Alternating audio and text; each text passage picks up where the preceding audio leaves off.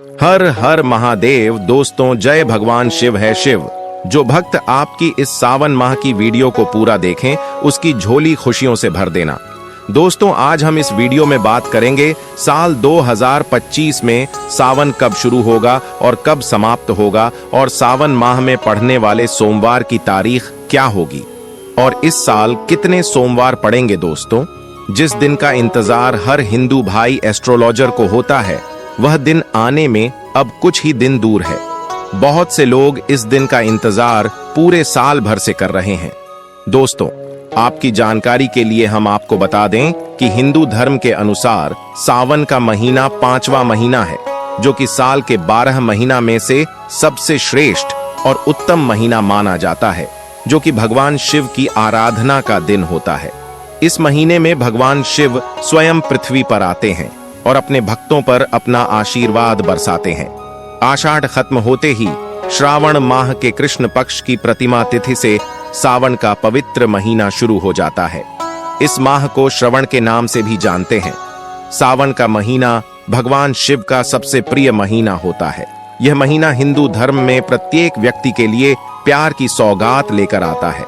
दोस्तों, सावन का महीना शिव जी की आराधना के लिए सर्वश्रेष्ठ महीना माना जाता है, क्योंकि ऐसी मान्यता है कि सावन के महीने में भगवान शिव शीघ्र थोड़ी सी पूजा पाठ करने से ही प्रसन्न होकर सभी तरह की मनोकामनाओं को पूरा करते हैं। इस दिन महिलाएं व पुरुष दोनों ही सावन का व्रत रखते हैं। जो महिलाएं सावन के प्रत्येक सोमवार का व्रत रखते हैं, उनको शिवाजी के प्रति वर की प्राप्ति होती है। दोस्तों, सावन के महीने में तो हर दिन शिव जी और माता पार्वती की पूजा होती है, क्योंकि इस महीने में माता पार्वती ने भगवान शिव को पाने के लिए कठोर तपस्या की थी। कठोर व्रत रखा हुआ था, इसलिए इस महीने को पर की सौगात माना जाता है। यह दिन सभी हिंदू भाइयों के लिए प्यार की सौगात लेकर आता है। सावन सोमवार का हिंदू धर्म में विशेष महत्व होता है, विशेषकर भगवान शिव और माता पार्वती की उपासना के संदर्भ में। माता पार्वती ने शिव जी को पति रूप में प्राप्त करने के लिए कठोर तपस्या की थी, और यही कथा सावन सोमवार व्रत के मूल में है। माता पार्वती ने शिव जी को कैसे प्राप्त किया था? प्राचीन पूर्व जन्म की कथा के अनुसार माता पार्वती पूर्व जन्म में दक्ष प्रजापति की पुत्री सती थीं।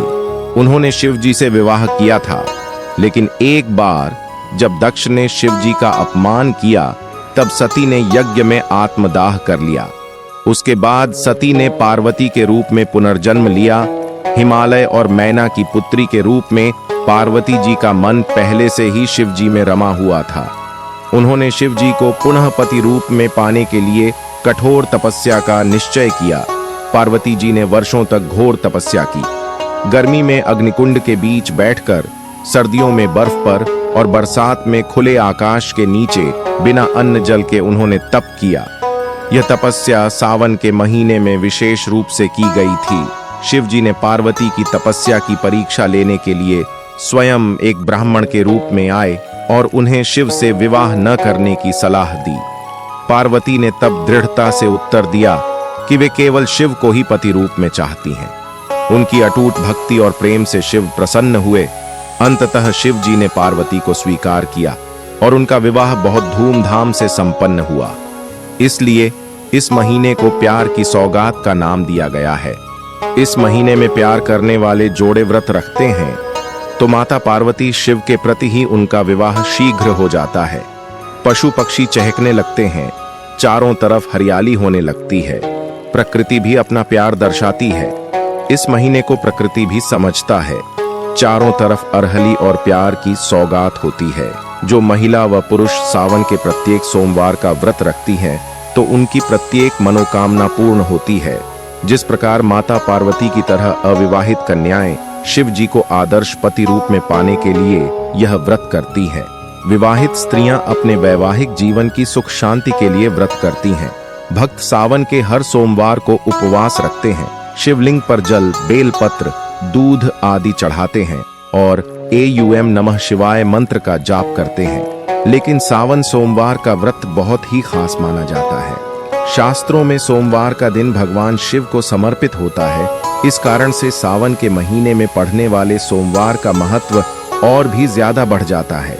मानता है कि सावन के महीने में ही माता पार्वती ने भगवान शिव जी को पति के रूप में पाने के लिए कठोर तप किया था। मां पार्वती की कठोर तपस्या से प्रसन्न होकर भगवान शिव ने उन्हें पत्नी के रूप में स्वीकार किया था। इस तरह से मां पार्वती का विवाह भगवान शिव के साथ हुआ। ऐसे में सावन का महीना भगवान शिव और माता पार्वती दोनों का प्रिय महीना है। इस कारण से सावन के महीने में पड़ने वाले हर सोमवार का काफी महत्व है दोस्तों। सावन का महीना और इसमें पढ़ने वाले सोमवार के व्रत सुहागन महिलाओं और कुमारी लड़कियों के लिए खास महत्व रखते हैं। सावन सोमवार के दिन विवाहित महिलाएं दिन भर व्रत रखते हुए शिव जी और पार्वती की पूजा अर्चना करती हैं, तो उन्हें अखंड सौभाग्य की प्राप्ति होती है और सुख समृद्धि की प्राप्ति भी होती है। वहीं दूसरी और यदि कुमारी लड़कियों सावन सोमवार का व्रत रखती है तो उन्हें सुयोग्य वर्ग की प्राप्ति होती है। दोस्तों, सावन के महीने में शिव भक्त द्वारा कावड़ यात्रा भी निकल जाती है। आपको बता दें कि सावन के महीने में सुबह जल्दी उठना चाहिए और स्वच्छ वस्त्र धारण करके अपने घर के पास स्थित किसी भी शिव मंदिर जाकर शिवलिंग का जलाभिषेक हुआ पंचामृत से अभिषेक करें, दूध दही की शहद शक्कर आदि से अभिषेक करें। साथ ही भोलेनाथ का लगातार ओम नमः शिवाय का जाप करते रहे। इसके बाद शिवलिंग पर बेलपत्र, भांग, धतूरा, शमी पत्र, आंकड़े का फूल आदि अर्पित करें। सफेद चंदन से तिलक करें, अक्षत अर्पित करें, धूप दीप जलाएं। इसके बाद शिव चालीसा का पाठ कर शिव जी की आरती करें। वहीं दूसरी तरफ सुहागन महिलाएं सावन में आने वाले सोमवार का व्रत जरूर रखें और माता पार्वती को 16 श्रृंगार की चीज अर्पित करें। ऐसा करने से आपके पति की आयु लंबी होती है और आपका घर धन धान्य से सदैव भरा रहता है। चलिए जानते हैं कि साल 2025 में सावन का महीना कब शुरू होगा और कब समाप्त होगा और सावन सोमवार व्रत की तारीख है क्या रहेगी। तो आपको बता दें कि उत्तर प्रदेश, राजस्थान, मध्य प्रदेश, पंजाब, हिमाचल प्रदेश, उत्तराखंड, छत्तीसगढ़, बिहार और झारखंड में सावन की शुरुआत 11 जुलाई 2025 दिन शुक्रवार से हो रही है और सावन की समाप्ति 9 अगस्त 2025 दिन शुक्रवार से हो रही है। 2025 दिन शनिवार से ही होगी और यहाँ पर सावन सोमवार के 4 व्रत पड़ेंगे और सावन सोमवार व्रत की तारीख है इस प्रकार है 14 जुलाई 2025 दिन सोमवार को सावन का पहला सोमवार का व्रत पड़ेगा। 21 जुलाई 2025 दिन सोमवार को सावन का दूसरा सोमवार का व्रत पड़ेगा। 28 जुलाई 2025 दिन सोमवार को तीसरा सोमवार का व्रत पड़ेगा। 4 अगस्त 2025 दिन सोमवार को चौथा सोमवार का व्रत पड़ेगा और दक्षिण भारत में आंध्र प्रदेश, तेलंगाना, गोवा, महाराष्ट्र, गुजरात, कर्नाटक और तमिलनाडु में सावन की शुरुआत 25 जुलाई 2025 दिन शुक्रवार से हो रही है और सावन की समाप्ति 23 अगस्त 2025 दिन शनिवार को होगी। तो हिंदू कैलेंडर के अनुसार इस प्रकार से हमने जो भी आपको सावन तिथि बताई है वह 100% सत्य है। इसलिए आप व्रत का पालन करें, व्रत रखें, भगवान शिव को प्रसन्न करें और सावन के महीने का भरपूर आनंद लें। तो आज की इस वीडियो में हम आपको सावन मास में सुहागिन महिलाओं को क्या वह ऐसे 5 से 7 कुछ ऐसे महत्वपूर्ण कार्य को बताने वाले हैं जो कि हर सुहागन महिलाओं को जरूर करने चाहिए। अगर जो महिलाएं सावन के महीने में यह है 5 से 7 कार्य नहीं कर सकती तो उसका इस पृथ्वी पर कोई वजूद नहीं है, वह स्त्री कहलन के लायक नहीं है। तो दोस्तों, वह कौन से 5 से 7 ऐसे कर रहे जो हर महिलाओं को करना चाहिए जो कि सुहागिन है, यह जानकारी आज हम आपको शेयर करने वाले हैं। सावन का महीना सुहागिनों तथा कुंभारी कन्याओं के लिए ही शुभ माना जाता है। सुहागिनों की पर की एड़ी से लेकर और सर तक के भाग को सावन में अहम भूमिका माना जाता है, पवित्र माना जाता है। सुहागिनों का झूला, झूलन, वर्षा आदि में स्नान करना सर्वश्रेष्ठ माना जाता है। दोस्तों, सावन का महीना बहुत ही पवित्र महीना होता है। सावन का पवित्र महीना भगवान भोलेनाथ और माता पार्वती का मांस होता है। सावन का महीना गंगा जल की तरह पवित्र माना जाता है। गंगा मैया खुद आसमान से पृथ्वी पर आकर सावन के महीने का आनंद लेती है। तो सोचो दोस्तों, ये महीना कितना बड़ा है इसका हिंदू धर्म में तो इतना अधिक महत्व जिसका वर्णन कर पाना तक मुश्किल है। और इस पवित्र सावन के महीने में जो भी भक्त सच्चे भाव से, सच्चे मन से मैया पार्वती भोलेनाथ की शरण में जाते हैं, उनकी हर मनोकामनाएं, हर इच्छाएं भोलेनाथ और माता पार्वती जरूर पूरी करते हैं। और करें भी क्यों ना, आखिर हम सब माता पार्वती और भोलेनाथ की ही संतान हैं। सावन मास में आपको ज्यादा कुछ करने की जरूरत नहीं है। मात्र पवित्र शिवलिंग पर एक लोटा जल अर्पित करने से भगवान भोलेनाथ आपकी सभी संकटों को समाप्त करते हैं। भोलेनाथ तो नाम से ही बोले हैं, एक लोटा जल से ही प्रसन्न हो जाते हैं और आपकी जो भी मनोकामना है वह पल भर में पूरी कर देते हैं। यहाँ तक कि रक्षा खोलो मैं भी भोले बाबा ने अपने भंडार बांट रखे हैं। शिवा पुराण में बताया जाता है कि सावन के पवित्र महीने में घर परिवार में किसी एक सदस्य को एक तांबे के लोटे में जल भरकर और उसमें थोड़ा गंगा जल और कोई भी एक लाल पुष्प शिवलिंग पर चढ़ने से भोले बाबा आपको ढंग से मालामाल कर देते हैं। क्योंकि सावन मास में भगवान शिव धरती पर आकर अपने हर भक्त के घर में वास करते हैं। अगर आपके पास समय ना हो तो घर में किसी भी महिला को एक लोटा जल अवश्य अर्पित करना चाहिए। दोस्तों, भोले बाबा सच्ची भक्ति के भूखे हैं। वह आपसे कुछ नहीं मांगते, सच्ची भावना और सच्चे दिल से अगर आप उन पर जल भी अर्पित करते हैं तो महादेव आपके घर में अपना स्थान बना लेते हैं। बड़े से बड़े राक्षस को भी भगवान शिव ने दर्शन दिए हैं। हम तो फिर भी एक मामूली से इंसान हैं और हम रक्षक की तरह बुरे स्वभाव के भी नहीं हैं, तो हमें तो महादेव की कृपा जरूर मिलेगी। बस मन में ईश्वर के प्रति लगाव, सच्ची आस्था, प्रेम भाव होना चाहिए थे। हार्ट इज गोल्ड होना चाहिए, कभी ही महादेव का विशेष फल और हमें सिद्धि की प्राप्ति होती है।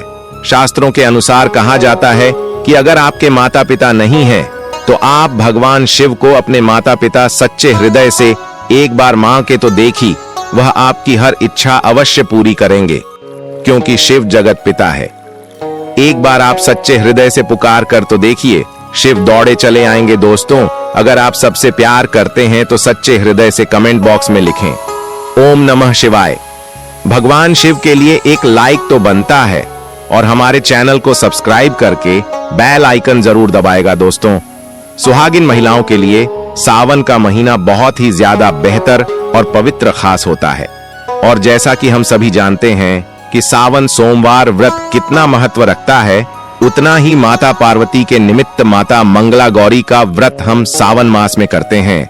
उन्हें प्रसन्न करने के लिए अपने जीवन में हमेशा सौभाग्य बना रहे, ऐसी कामना से सुहागन महिलाएं मंगला गौरी का व्रत सावन मास में जरूर करती हैं। दोस्तों, सावन मास में माता पार्वती की उपासना से आपके जीवन में सुख सौभाग्य बना रहता है। यह सुख सौभाग्य कोई मामूली सुख सौभाग्य नहीं होता। कभी ना खत्म होने वाला धन, कभी ना खत्म होने वाला यश, कीर्ति, वैभव प्राप्त होता है। पति की उन्नति, तरक्की, उनकी आयु दीर्घायु होती है। जहां आपके पति 70 साल जीने वाले होंगे तो उनकी उम्र और गुना बढ़ जाती है। संतान सुख की प्राप्ति होती है। जिन माताएं बहनों के संतान नहीं हो रही थीं, वह भी हो जाएगी। घर में सुख समृद्धि बनी रहती है। दोस्तों, सावन के मास में सभी भगवान भोलेनाथ माता पार्वती की शरण में रहते हैं, लेकिन सुहागिन महिलाओं के लिए कुछ ऐसे कार्य है जो पति की उन्नति, तरक्की के लिए उन्हें जरूर करने चाहिए। दोस्तों, आज हम आपको एक एक करके उपाय बताने वाले हैं। संपूर्ण जानकारी के लिए वीडियो को अंत तक जरूर देखिएगा। सबसे पहले श्रावण मास में सुहागिन महिलाओं को क्या करना चाहिए, लिए जानते हैं। दोस्तों, सावन मास में भोलेनाथ की पूजा आराधना के साथ साथ माता पार्वती की पूजा आपको हर रोज करनी चाहिए, वह भी पूरे सावन मास। साफ करें, आप कोई व्रत करें या ना करें, लेकिन हर रोज माता पार्वती को अगर सावन मास में आप सिंदूर और एक लाल फूल भी अगर आप अर्पित कर देते हैं तो आपकी सुहाग की माता हमेशा रक्षा करती है। किसी भी प्रकार की अगर पति को स्वास्थ्य संबंधी समस्या है तो आपको यह कार्य तो जरूरी करना चाहिए। माता पार्वती कभी अपने भक्त को निराश नहीं करते। दोस्तों, माता को एक लाल फूल अर्पित करें। रोजाना गुड़हल का फूल हो तो बहुत ही अच्छा रहेगा, और लाल सिंदूर रोज माता को अर्पित करें और फिर अपनी मांग में भी जरूर भर।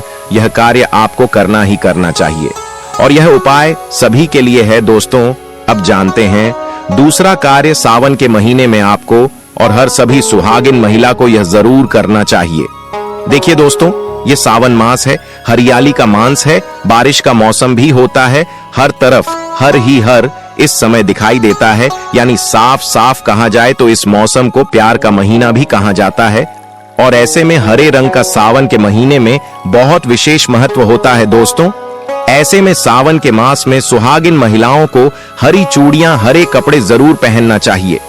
ऐसा करने से आपसे माता पार्वती भोलेनाथ बहुत प्रसन्न होते हैं और उन्हें सदा सौभाग्यवती रहने का आशीर्वाद देते हैं, उनके पति को दीर्घायु रहने का आशीर्वाद देते हैं। इसलिए दोस्तों, आपको इस सावन के पवित्र महीने में आपको हर रंग का प्रयोग अधिक करना चाहिए। हर रंग प्यार की सौगात लेकर आता है, जो कि भोलेनाथ को अत्यधिक प्रिय है। चूड़ियों में करें, कपड़ों में करें, पर हरे रंग का इस्तेमाल जरूर करें। ऐसे में आप भगवा रंग भी पहन सकते हैं। लाल, पीला, हरा, गुलाबी तथा लाल रंग बहुत ही शुभ और पवित्र माना जाता है। इससे माता पार्वती अति प्रसन्न होती है। लेकिन याद रहे, सावन के पवित्र महीने में काला वस्त्र तथा सफेद रंग का कपड़ा सुहागन महिलाओं को नहीं पहनना चाहिए।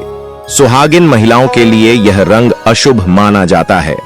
हमारे वेदों के अनुसार जब से हमारी सृष्टि की संरचना हुई है, तभी से वधू को शादी में लाल जोड़ा ही पहनाया जाता है। लाल, हरा, गुलाबी, मेहरून, ऑरेंज कलर, यह सब शादी के जोड़े में वधू को पहनाया जाता है। भगवान शिव का जब विवाह हुआ था, तब माता पार्वती लाल जोड़े में थी। विष्णु जी का विवाह हुआ, माता लक्ष्मी लाल जोड़े में थी। भगवान गणेश का जब विवाह हुआ, तब वृद्धि और सिद्धि लाल जोड़े में ही थी।